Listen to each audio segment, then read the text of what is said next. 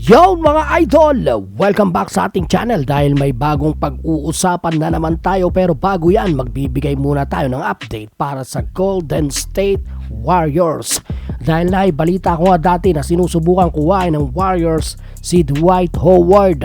At ayon sa pinaka-latest report sa Dusay mga idol, para sa mga sumusubaybay sa Warriors, hindi po kinuha ng Warriors si Dwight Howard.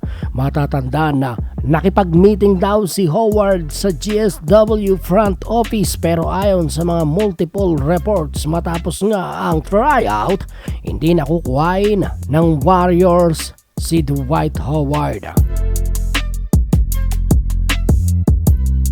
Samantala mga kaboltok, alam nyo bang may 3 hidden gems ngayon ang Lakers? Nasa kanila ang 3 undrafted players, pero naglalaro bilang potential all-star. Kaya naman sila ay kikilalanin natin. Number 1 mga idol, si Austin Reeves. Sa mga hindi nakakilala kay AR, siya ay isang player sa NBA na mas pinili na hindi madraft dahil sa Lakers.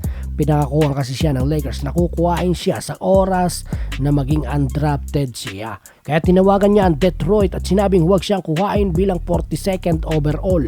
At hindi nagtagal, nakuha siya ng Lakers at pinaglaro muna bilang two-way player. Isang buwan ang lumipas, naging regular o standard contract ito at the rest is history. Ngayon, sa pagkakatapos ng FIBA World Cup sa Team USA, bagamat hindi nakakuha ng medalya si Austin Reeves, ang pangalawa sa leading scorer sa liga, pangalawa kay Dennis Schroeder. Ngayon sa pagbabalik sa NBA, sa laki ng kontrata niya sa Lakers, hindi maikakaila na siya ang gagawing option number 3 ni Darvin Ham. Maaari pang maging option number 1 kung nasa bench si Davis at LeBron, at sana lamang magamit siya ng husto dahil nakita na ito sa FIBA World Cup nang gawin siyang point guard ni Steve Kerr.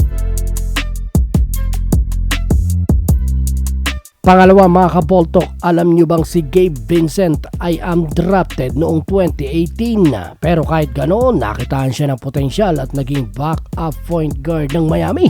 Kalaunan ay naging starting guard pa dahil sa pagiging consistent sa kanilang playoff run. Aminin man natin o hindi, sa Lakers ngayon, dito natin malalaman kung papaano siya gagamitin ni Darvin Ham, dahil alam naman natin loaded sa guard ang Lakers.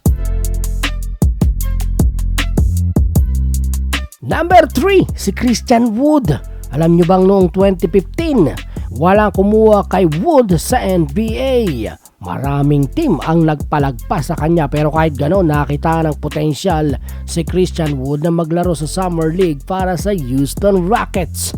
Matapos iyon, nakakuha siya ng regular contract sa Philadelphia at nagpalipat-lipat ng ibang team bago nga mapunta sa LA Lakers. Ngayon ang tanong, ano kaya ang mangyayari kung pagsasamahin mo ang dalawang center na si Wood at Davis tapos isama mo pa si LBJ?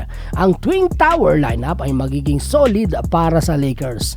Tanging si Darvin Ham at ang coaching staff niya ang magpapalabas ng laro ni Wood, at sa training camp natin makikita yan, ganon din sa preseason game. So yan mga idol, sana silang tatlo ay gamitin ng maayos ni Darvin Ham, at kung silang tatlo ay sumakto sa playing style ng Lakers tapos isama mo si Davis at LeBron, alam naman natin malayo ang mararating nila dahil sa kanilang tatlo mas lumalim talaga ang lineup ng LA Lakers. Yung mga idol, nagustuhan mo ba ang video natin for today? Kung gusto mo ng ganitong klase ng video, mag-subscribe ka na, hit the bell, select all para sa premyo ay kasama ka. Bisitahin mo na din ang ating Facebook page. Muli, salamat po, ako si John. Ito ang Basketball Talk. Basketball Talk.